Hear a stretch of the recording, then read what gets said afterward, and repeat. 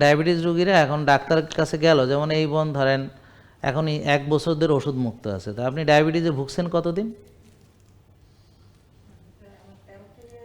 13 সাল। আচ্ছা, তা প্রায় ধরেন 13 বছর নাকি?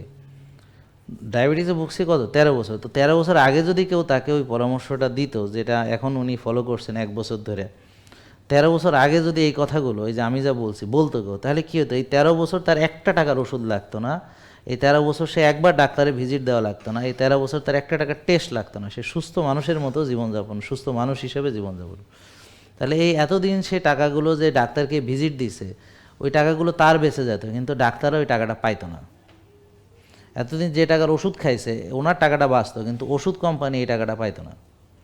আর যে পরীক্ষা নিরীক্ষা করাইছে সেটা ওই যারা পরীক্ষা করে এরা পাইতো না, ঠিক?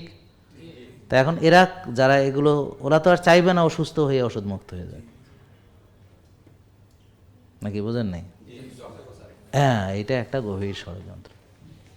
এখন এই ষড়যন্ত্রটা আমরা বুঝতে পারছি না বলে আমরা ওই ওদের কাছে, শেয়ালের কাছে মুরগি পাহারা দিতে মানে বর্গা রাখছি, যে আপনি রুগী হয়ে যাইতেছেন ওদের কাছে যে স্যার আমার একটু ভালো করে দেন।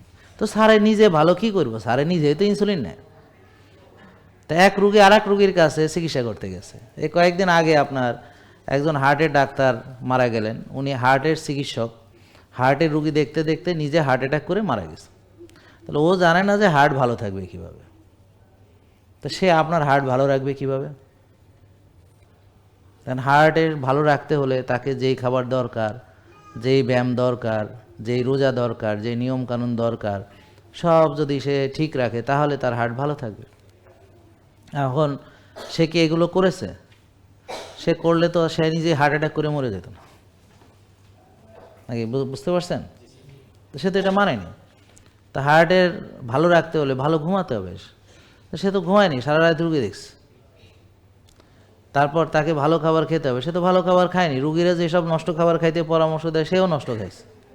জেকে লাইফস্টাইল লিমিটেড, ওষুধ মুক্ত সুস্থ জীবন।